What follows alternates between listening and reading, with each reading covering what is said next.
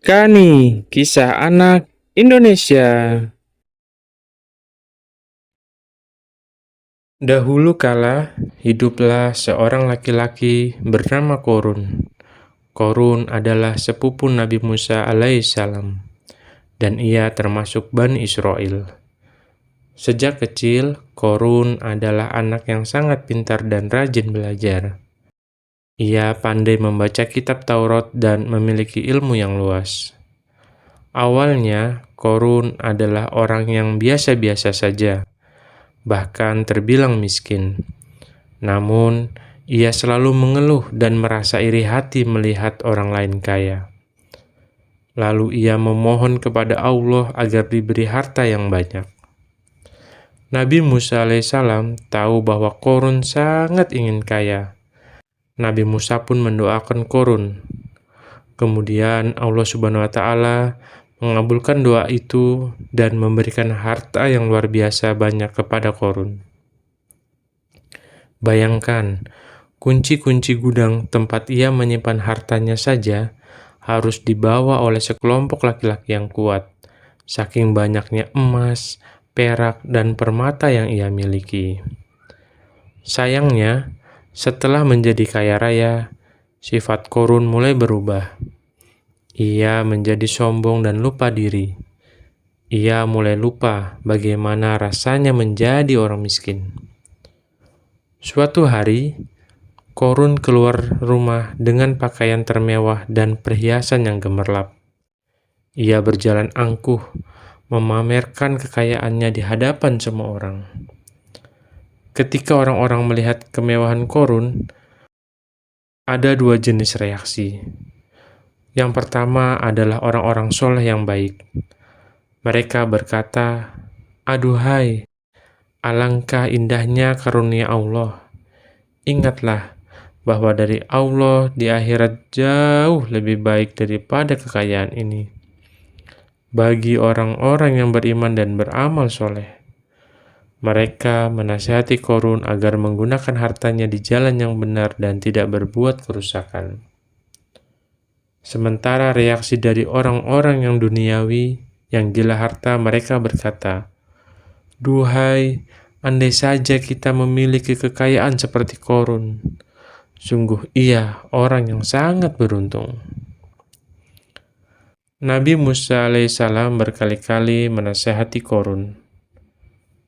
Nabi Musa mengatakan, "Wahai Korun, janganlah engkau bersikap sombong. Bersyukurlah kepada Allah, karena Ia tidak menyukai orang-orang yang berlebihan. Gunakan hartamu untuk berbuat baik, bersedekah, dan ingatlah hari akhir." Tetapi Korun menjawab dengan angkuh dan meremehkan nasihat itu. Korun mengatakan, "Kalian ini iri saja. Harta yang aku punya ini bukan pemberian dari siapa-siapa, tapi aku dapatkan berkat ilmu dan kepintaranku sendiri. Aku lebih pintar dari kalian semua." Korun lupa bahwa ilmu dan kekayaan itu hanyalah titipan dari Allah Subhanahu wa Ta'ala. Ia tidak mau mengeluarkan zakat atau bersedekah. Ia hanya sibuk mengumpulkan hartanya. Karena kesombongan dan keangkuhan Korun yang sudah keterlaluan, Allah Subhanahu wa Ta'ala sangat murka. Suatu hari, ketika Korun sedang berada di rumahnya yang megah, tiba-tiba bumi di bawahnya bergoncang hebat.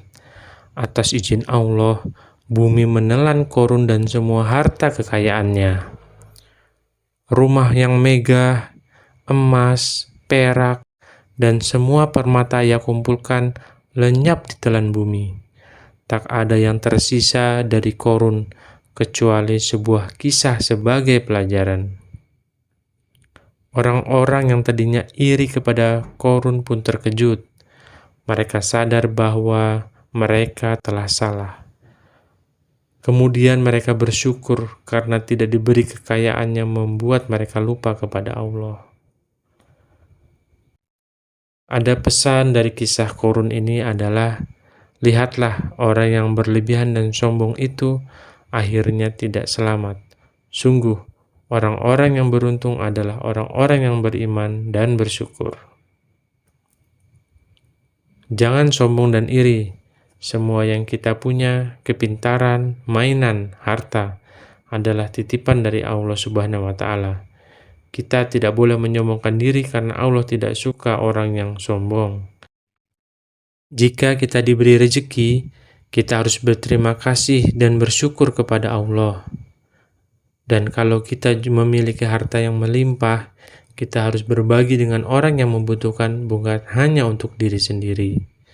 Harta tidak abadi dan harta kekayaan tidak akan dibawa mati. Yang akan dibawa adalah amal baik yang kita lakukan di dunia. Demikian kisah tentang Qorun. Sampai jumpa di kisah-kisah berikutnya.